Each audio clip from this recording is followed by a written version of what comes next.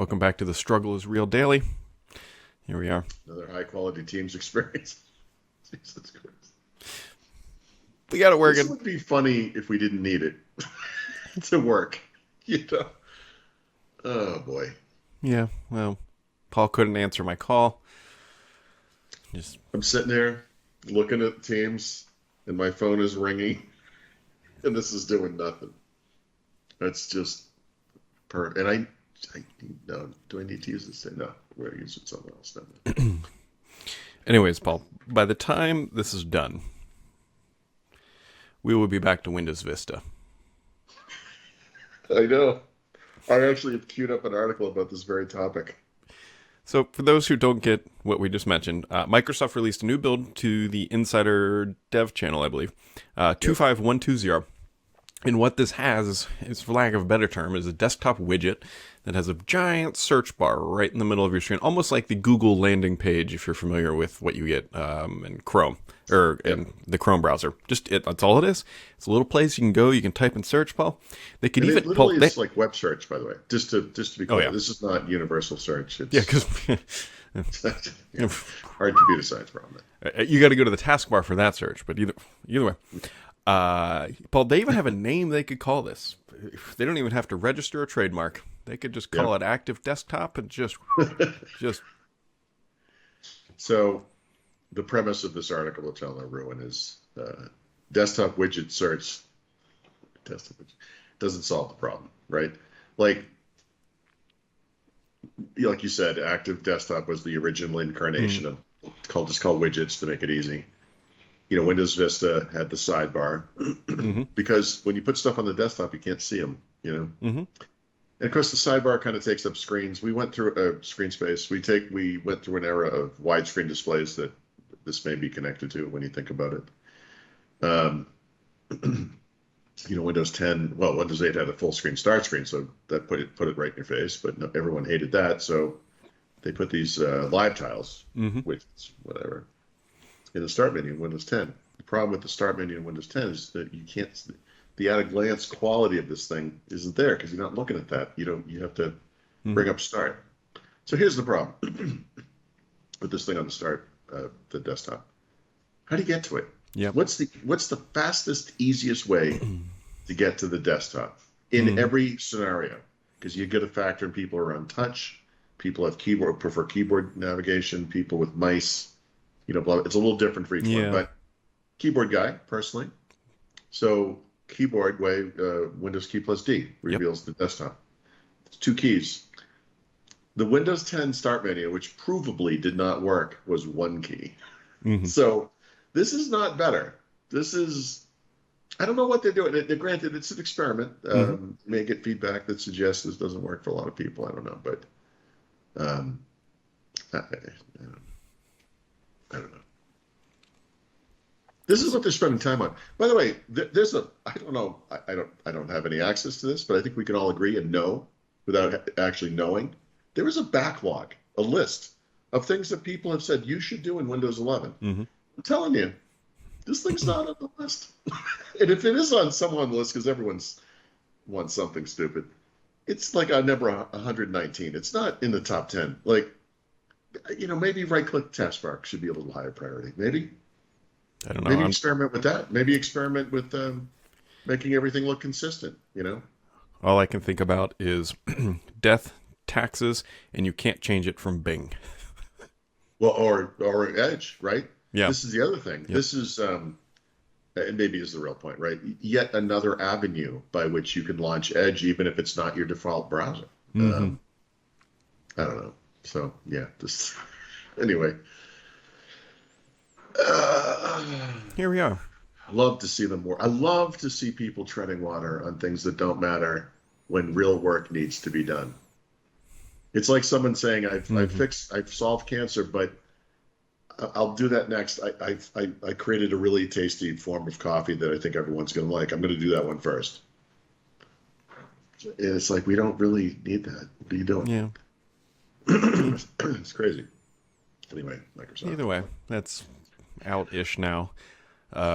I'm curious to see how they actually implemented it. I know some of the guys on the Stardock team were eager to dive into it and actually rip this apart to understand like what sort of implementation is this? Because the way they do widgets, that little slide out panel, we one of the guys described it as, I wouldn't call it best practice for how that widget panel slides out and what it actually does, but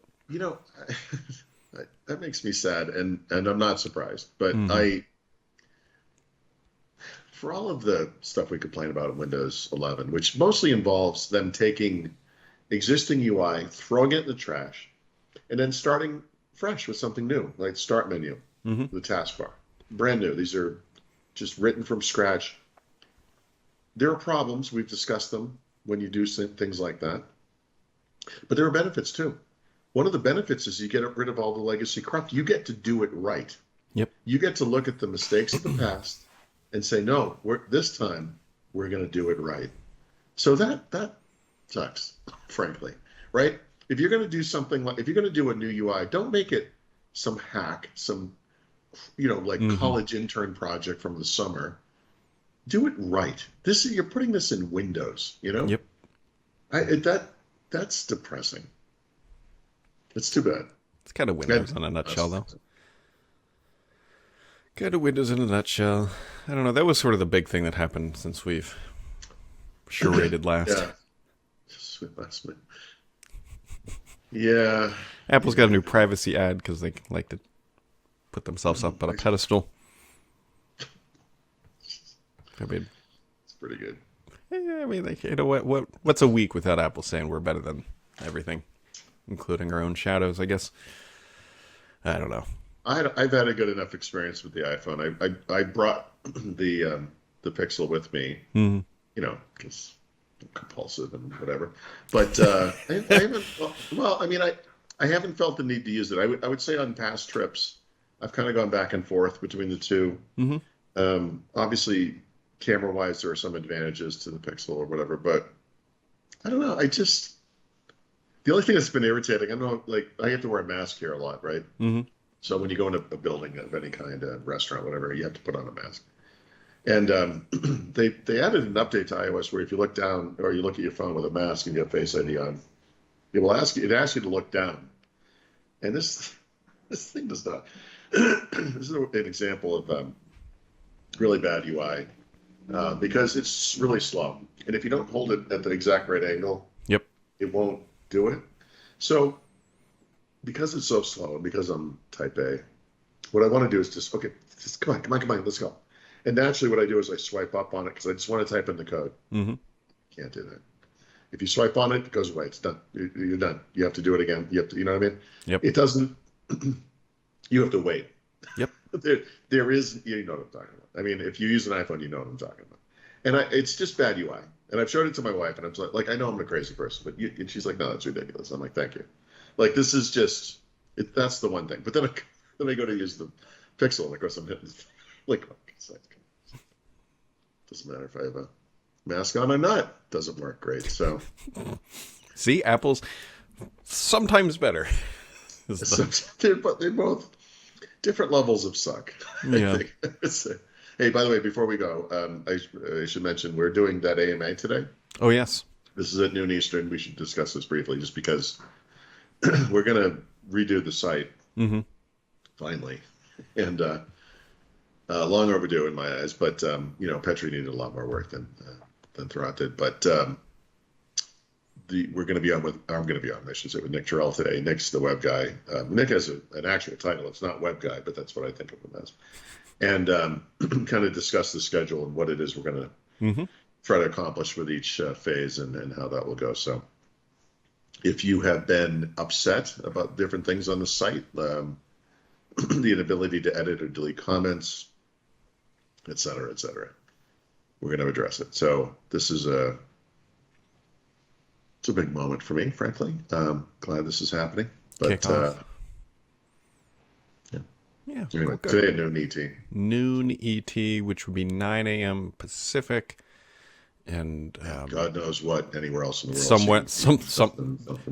Central but it will time be would available be 10 to replay, and 11. I think this opens kind of a dialogue. I know there's going to be feedback from people who say, well, what about this, or when's this going to happen? So we'll try to answer those questions as we go. There you go. Looking forward to that. Assuming it's just on the site, correct? Yeah, it's on YouTube. Well, YouTube, the video thing we're doing, and then it'll be on the site. Yeah, I'm gonna put, after we're done here, I'll put up the post sometime. So There you go. By the time this podcast once again hits your favorite feed, because I fixed that, it'll be over. it'll be up on the site. No, you'll be quicker than that. You're good about it.